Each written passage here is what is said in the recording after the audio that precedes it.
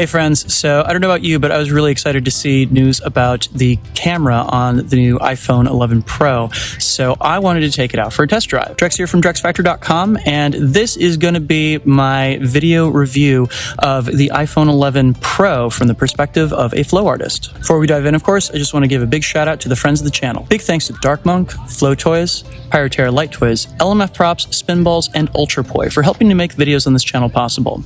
You can learn more about all these awesome companies by checking out the links that I've got down in the description of this video.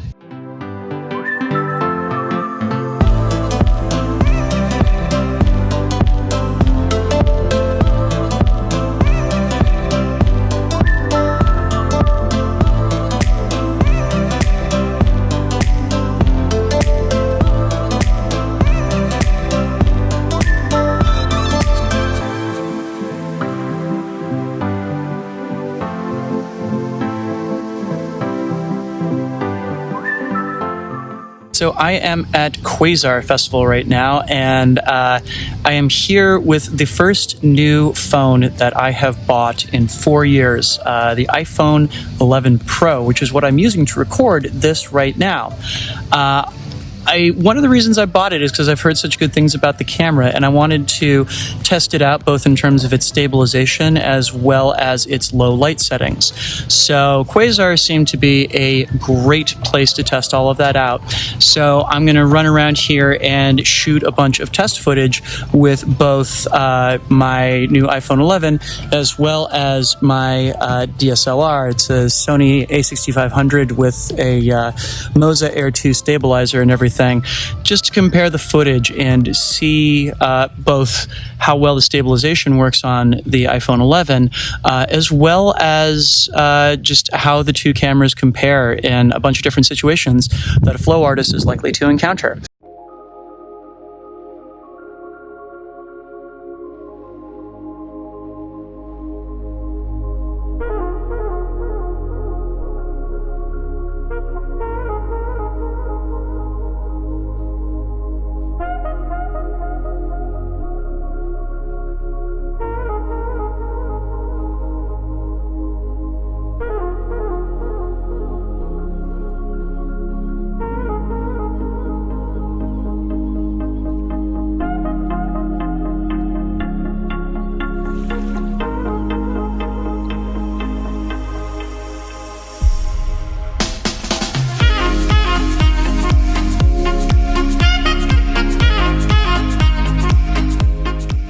So it's interesting because it seems like the majority of the stabilization is built into the camera's main lens. Like, it seems like the stabilization software that's meant to kind of even out the jostles and everything doesn't quite work as well in either wide angle or in the telephoto one.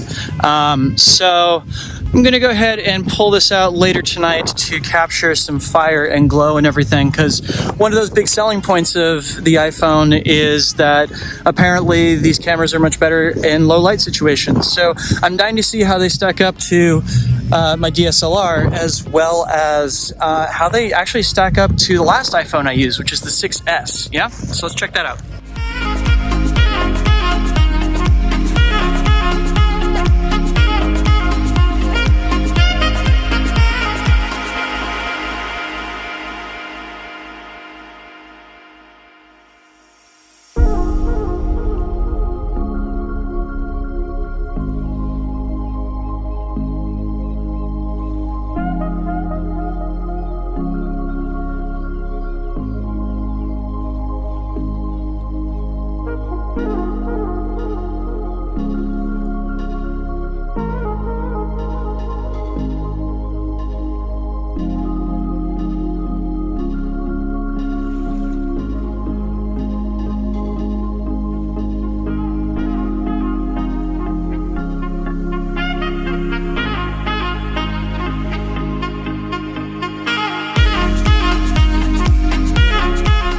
Hey friends, so I am back in DC now, and I've been looking back through the footage that I took at Quasar, and there's definitely some things that jumped out to me about it, so I kind of want to share those with you now. So first up, especially in the daytime, the color response from the camera on the iPhone 11 is just plain stunning.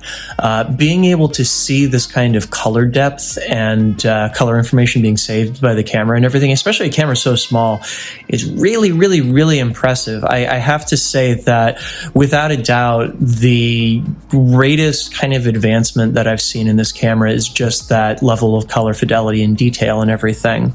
The stabilization is also relatively good. It's not quite as good as, say, putting my iPhone 6 in a stabilizer, but it's pretty good for digital stabilization. It kind of rubs me a little bit the wrong way that you can't turn the stabilization off, because that inevitably means that there's some picture that you're losing as a result, but it's also not the end of the world. So let's talk now about the thing that I was most excited about with the iPhone 11, which is the night photography, like how well it picks up stuff when there's low light situations.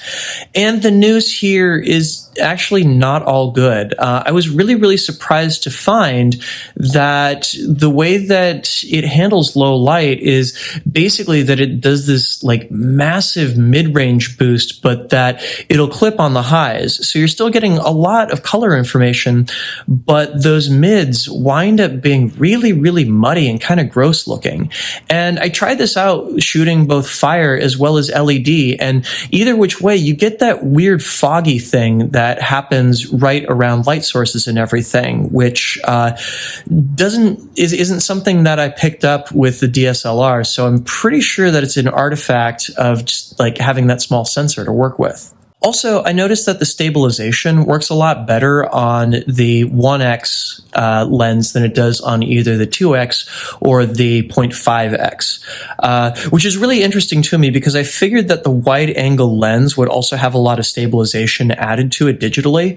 The telephoto lens doesn't surprise me that much, simply because, you know, when you're zoomed in that much, even like the smallest movements get amplified a whole bunch. But the wide-angle being that shaky was really a shock to me. Now, all that said, the wide angle teamed up with my handheld stabilizer for a smartphone and everything is without a doubt a power team. The footage that I can get with that looks so freaking cool, and it gets so much coverage.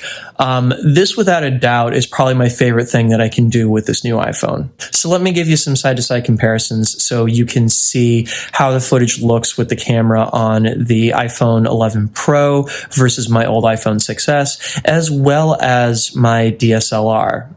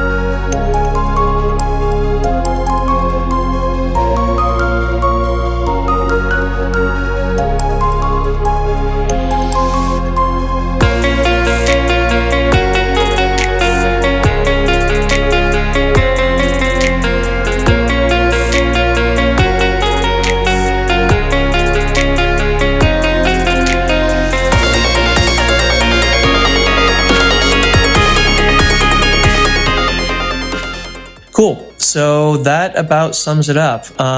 My overall kind of assessment of the iPhone 11 Pro is that the stabilization's pretty cool, and the color fidelity is absolutely incredible. If you're looking at this one for low light situations and specifically shooting like fire and LED and everything, I don't think it's that much better than previous iPhones on the market. You're going to get some more color information, but those mid-range values are so muddy and gross. You know, I still think that probably the coolest thing to come out of this generation is teaming up that wide angle with a third-party stabilizer and everything. That just looks straight up incredible. And, you know, compared to, you know, clipping on a wide angle lens to my old iPhone 6S, it just blows it out of the water, both in terms of lack of distortion as well as, you know, just better lighting because the aperture is wider on the iPhone 11 Pro than it can be on the 6S. So you get the best of all possible worlds there.